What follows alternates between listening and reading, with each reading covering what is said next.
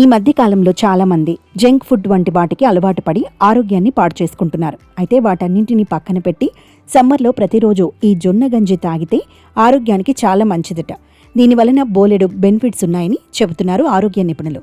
జొన్న గంజి సమ్మర్లో తాగితే బాడీలో ఉన్న వేడి మొత్తం కొట్టేస్తుంది.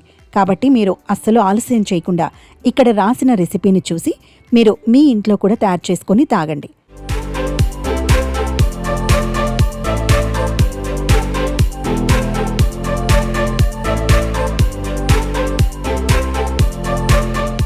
అరకప్పు జొన్న రవ్వ లేదా జొన్న పిండి, 3 కప్పుల నీరు, 1 కప్పు మజ్జిగ, రుచికి తగినంత ఉప్పు, 2 ఉల్లిపాయలు, 4 పచ్చిమిర్చి, కొత్తిమీరను తీసుకోవాలి.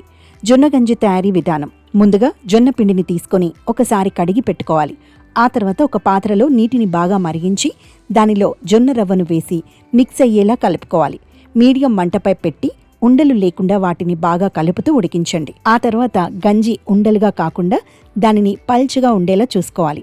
మీడియం మంటపై పెట్టి ఉండలు లేకుండా వాటిని బాగా కలుపుతూ ఉడికించండి. చివర్లో ఉప్పును వేసి బాగా కలపండి. గ్యాస్ ఆఫ్ చేసి దానిని కిందకి దించి చల్లారనివ్వండి.